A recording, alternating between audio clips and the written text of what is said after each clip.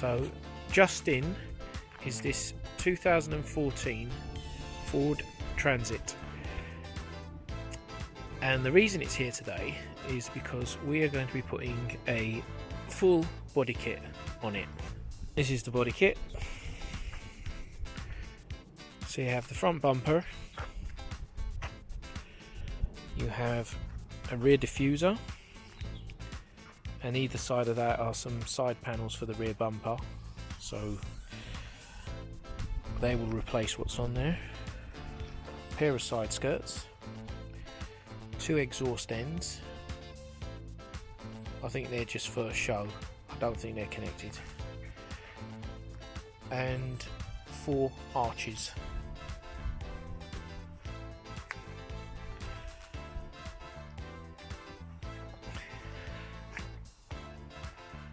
That's the whole kit. So we will have to dismantle front bumper,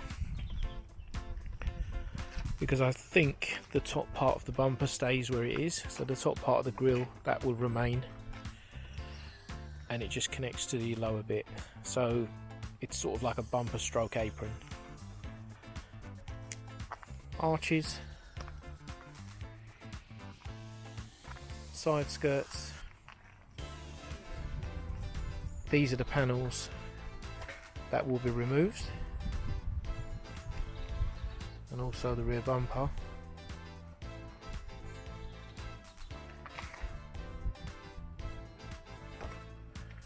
I don't think there's a roof spoiler, I don't think there is. That might be coming at a later date, but we'll see how it goes. We'll take it apart and start fitting it on. Right, so now I've unpacked all the kit, just so you can have a better look at what you get. So these bits are for the rear bumper, the central bit with diffuser, and the other part, that's the rear bumper, side skirts, front bumpers there, and your arches. Each arch consists of 2 pieces. I'm not sure what this little bit is, however I'm sure we'll find out. And the exhaust trims.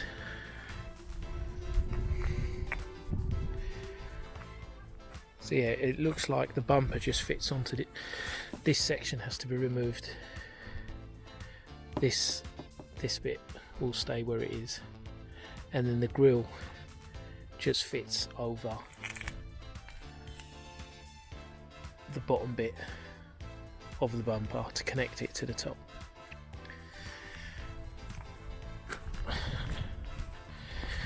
The kit is made of fiberglass, even though at first glance it looked like it was made out of a plastic, but it isn't. It's just black fiberglass, or they've sprayed it black. But the quality looks pretty good, but we'll only know how good it is when it comes to fitting. So that's the plan, is to fit it on the vehicle first and then paint it while it's on it, because with fiberglass kits you just never know how they're going to go on, and you don't want to be messing around with them once they're all painted. So we'll fit it on, mask it up and spray it. So first things first, we'll jack it up, get it on stands, and get this front bumper removed. So we'll start off by taking out these clips. 6 in total. And then remove these torque bits from down here. 1, 2. So underneath the vehicle you have 1, 2, 3, and 4 Torx bolts holding it on, and also you have this cover which also needs to be removed, which looks like a 10mm bolt. Top of the bumper you have 2 8mm bolts, one there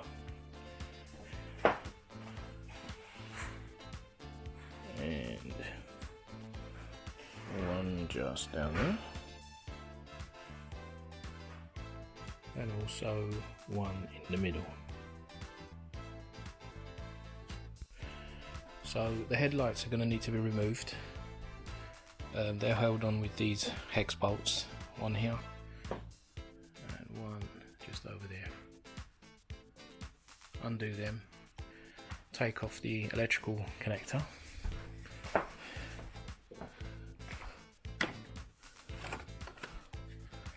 so unplug the headlight, remove it, and then you'll expose this bracket here. Right. So you just lightly lift up these tabs, there's 3 of them, and that pulls out from the side there. You have these big lugs holding the front of the bumper. You've got one there and one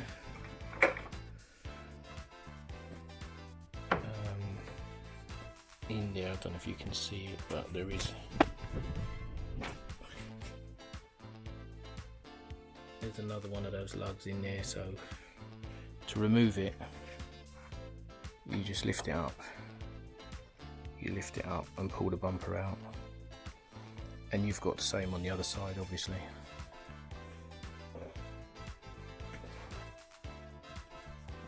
So here we have the bumper removed now.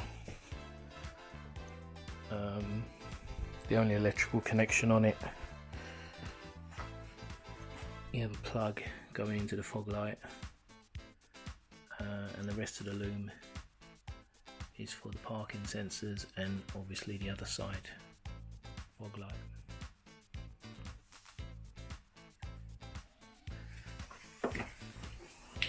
So you have a main connector here, just here, which you can disconnect and leave that wiring in place for the moment.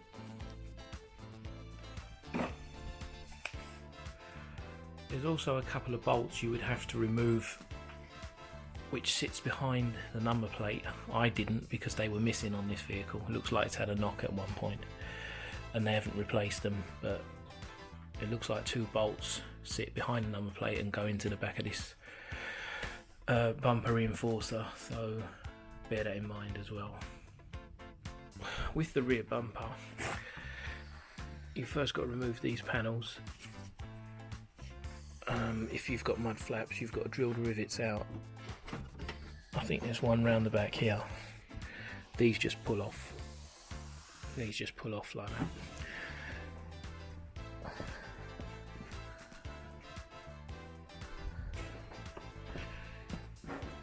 You've also got a screw here, take out the Torx screw, and there'll be one down here with the bumper.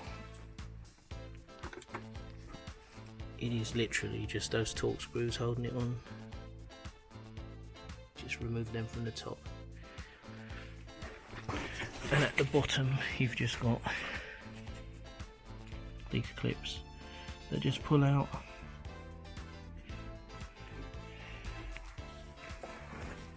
And that's it really.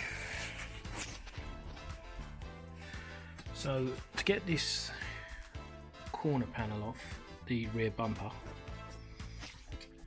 there is lugs holding it on from the top here all the way across. They just pull off. And then down here where the mud flap was, there was a couple of rivets holding in the bumper, so they had to be drilled out.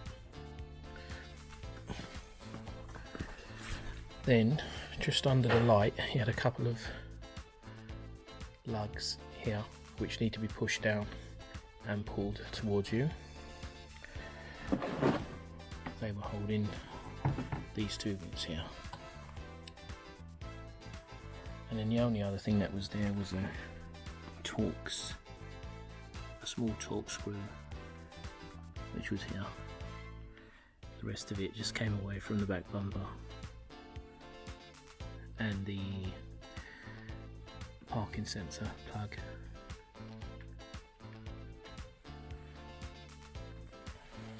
Now that the bumper is off, the top part needs to be separated from the bottom part. So these lugs here are what's holding it on. Same again on the other side. And then eventually taking off the wiring for the parking sensors and the fog lights. But the bottom part obviously will not be used.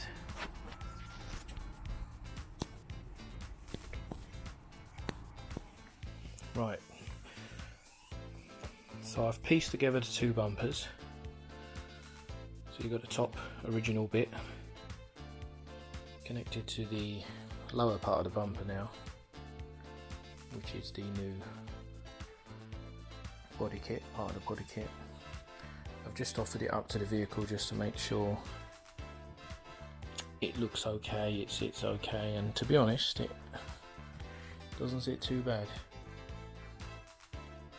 considering it's fiberglass. The grille, centre grille, which connects the two together, fit quite well. There was a little bit of a modification on one of the tabs that holds the grille in place, but it just needed cutting away. This obviously will need to be taken all off again. Meshing has to go in, daytime running lights need to go in. Once everything's in place and that, we can fit it properly.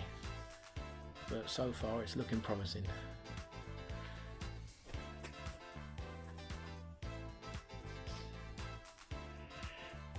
Taking a look at the front bumper from the rear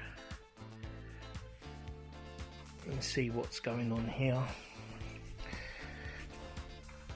So this lower grille, that's the original grille that was in the original bumper, but it fits in place. What it is, because it's fiberglass, the bumper, the lugs don't clip into place, so you've got to secure them. I've screwed in these. I've done a little pilot hole in the fiberglass because there's these add-ons which the screws are meant to screw into. So I've screwed into there and bonded them on just so they don't work themselves loose. Also bonded them on from the top, bonded all the lugs on from the top. I've bonded it on underneath as well, so that's completely secure, that's not going to go anywhere.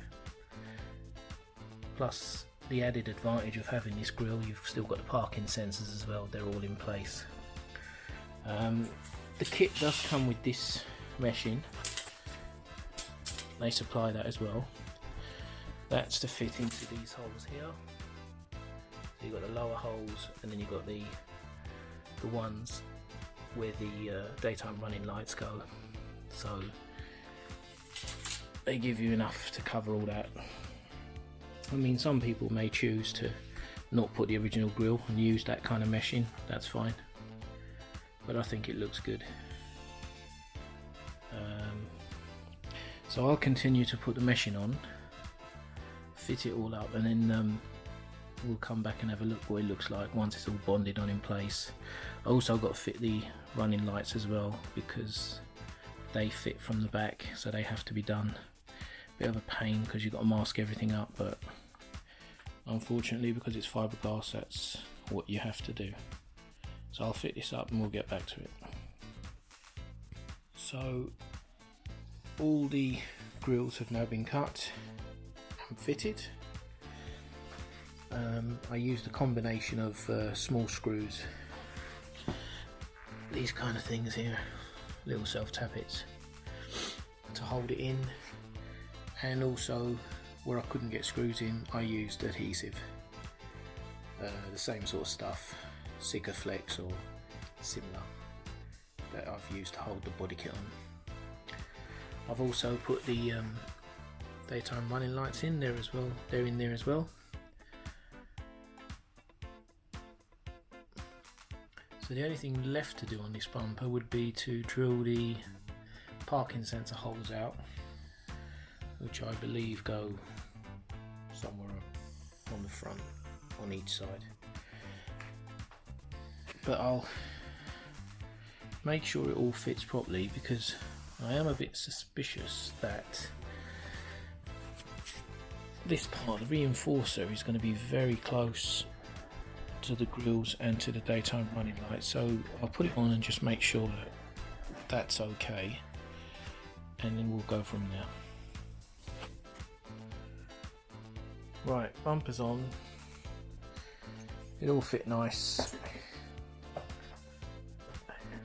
The grills and the light were extremely close to this reinforcer bar, but not close enough to actually affect how the bumper sits, so that's a massive plus. So that's all good. That'll all be painted black anyway, so you're not going to see that. So other than these holes now, there's little, I don't know if you can see them there, that's where the sensor's got to go. And then put the loom in. I've got the original loom. Sort that all out. So what you can do with the front sensors, or at least this is what I've done, is I didn't want all this on the front of the bumper. It's just like too much going on. So I just wanted to fit the sensor so it's nice and flush with the bodywork. Get that sensor, there's a little rubber that sits on it, get rid of that, don't need that. Okay. Drill your hole and drill it slightly smaller than the actual sensor, and then use a file, a round file, so it fits nice and tight. Then all you got to do, if I can do this, is get your arm round the back,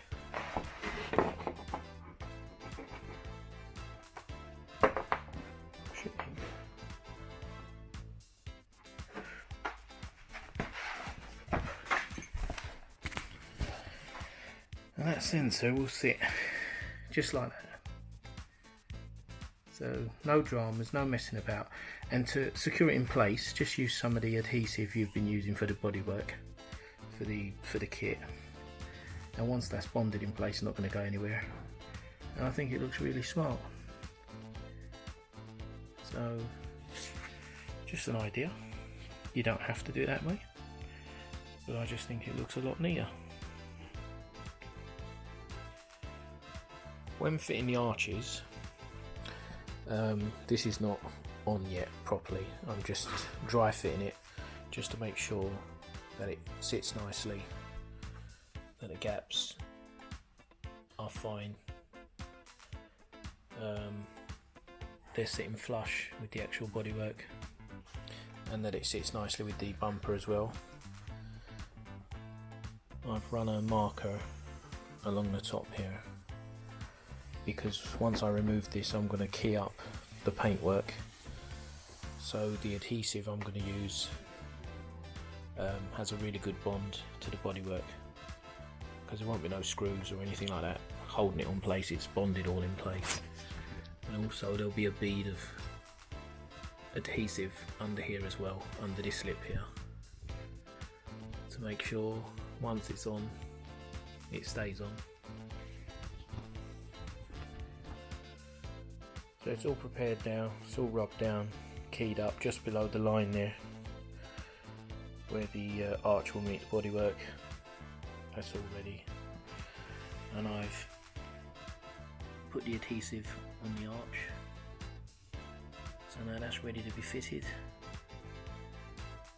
and left to dry overnight. The arch has now been fitted, bonded on, held on with a bit of masking tape just so it doesn't move about. I've put a bit of foam in between the gap, the door gap, that's just so it doesn't move. If any excess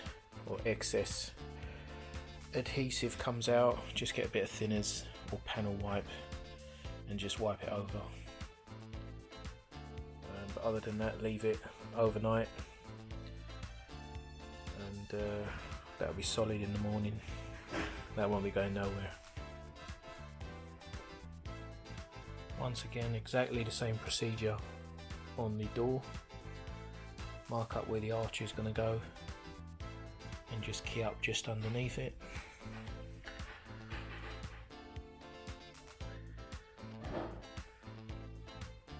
Place it. I've already dry fitted it just to make sure it fits nicely, and it does. Fit it in place, hold it on with some masking tape overnight,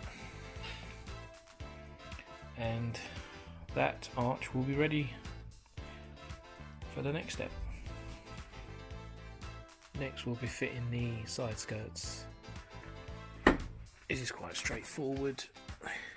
They just sit on the lip of the bodywork. There's this rubber trim, just take it off. I tend to pull them off from here like this and leave the clips in place because they tend to break when you try and take them out, and then just clip them back on when you're done.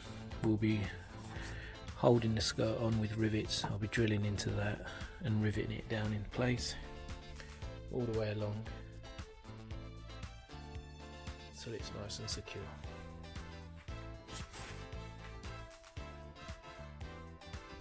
With the driver's side skirt, there's a slight modification to do.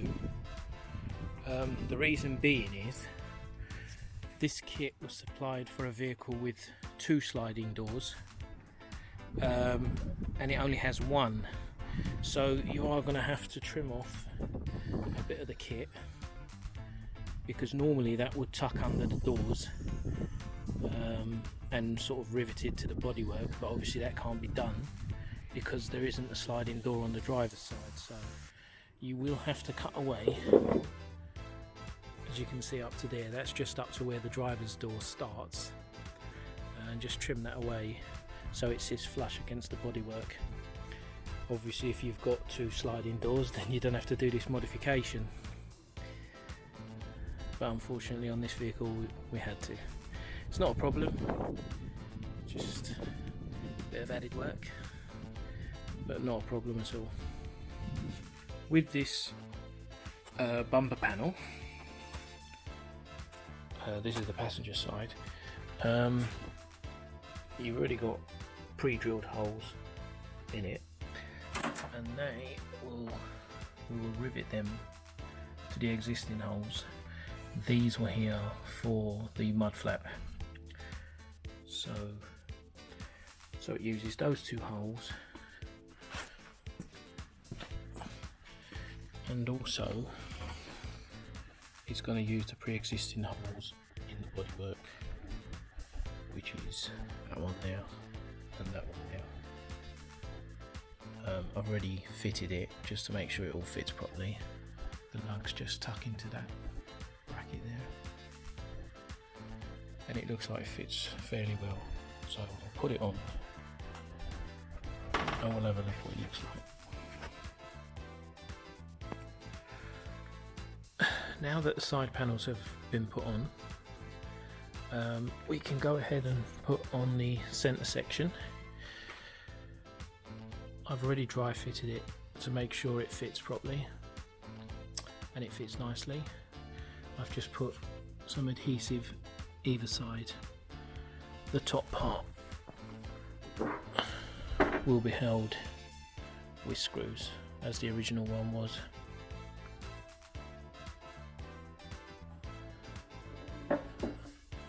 So we'll go ahead and put that on and see what it looks like. So the back bumper is on now. It's all bolted up and sitting nicely.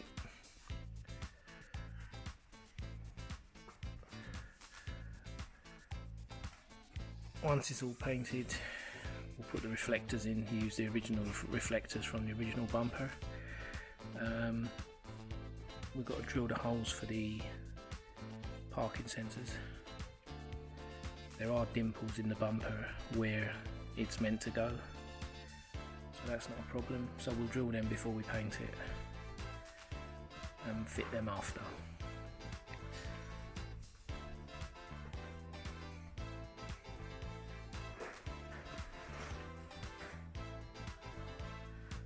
So the front grille's been painted gloss black. Okay, so we've sprayed the kit in the silver base coat.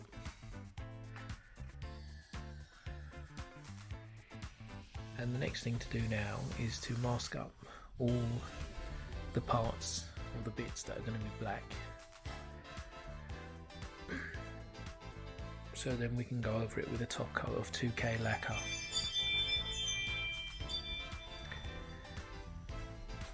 And I've prepared the other side, I've masked the other side up so you can see what's involved.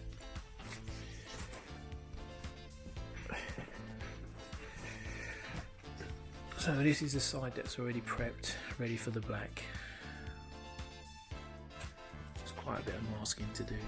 I mean, you might not want to do this, but the customer wanted it like this. So the black surround around the DLR running lights and those legs down there, it's going to have like a silver strip going through the black for effect. The middle's all going to be black. So I'll mask up the other side, put the black on, and we'll see what it looks like after that bit's been done. Okay, so now we see it with the masking tape and paper removed.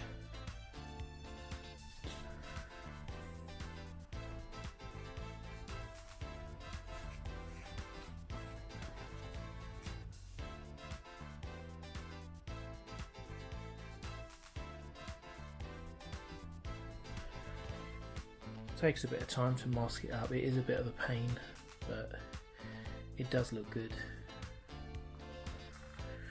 And it's worth the time and effort. So now that that's done, I've moved on to the side skirts because they're also silver and black. Majority of them are black, sorry. It's just the back bit where the curve is that you have to mask up, and that remains silver. So I've started on that, and obviously the same on the other side. And once that's all done, we'll go over it in a 2K lacquer over everything, and that'll seal it all up nicely.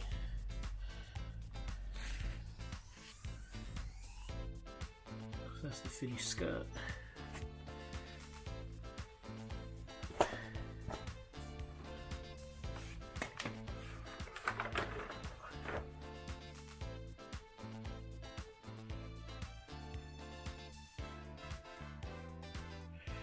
Just respraying this little front grille now, just to match the gloss black on the bottom that we've done previous. You've got like this chrome finish, so key it up with some bit of rubbing paper or something just to dull down the chrome so the paint adheres to it a little bit better. So same again as we did on the front. Bottom part of this lower diffuser will be black, the top part will be silver. So takes a bit of time masking it up, but it does look good. Not just one colour. It's a bit of a pain, as I said earlier, masking it up. Just take a bit of time, and it will look really good when it's done. Just takes a little bit longer. So we'll get it finished masked up, we'll put the silver on and go from there. Okay, so now it's time to fit the rear roof spoiler, or the door spoilers, whatever you want to call them. I've already fitted this one, But the way to fit these is, I've got this one ready to be fitted now. I've rubbed down the inside just to get it nice and just so the glue will adhere to it good. I've used a bit of double-sided tape, 3M tape, and they're not really to hold it, they're just to stop it from sliding off while the glue is curing overnight. So they're just going to be there just to help it along. So I'll fit that in place. Also, I've also keyed up the top of the doors as well, again to give it a better adhesion. So once you've done all that, just offer it up to the door and line it up. It's fairly straightforward. So we'll get it on and we'll see what it looks like. Right, that's the rear spoiler all fitted now. I've used blocks of woods at the back just to hold the back down because it kept lifting a bit. Luckily enough I had the roof there just to push it down, but I mean you can use G-clamps or similar kind of clamps. Obviously you have to open the door and just let it dry overnight, and it'll be good to go.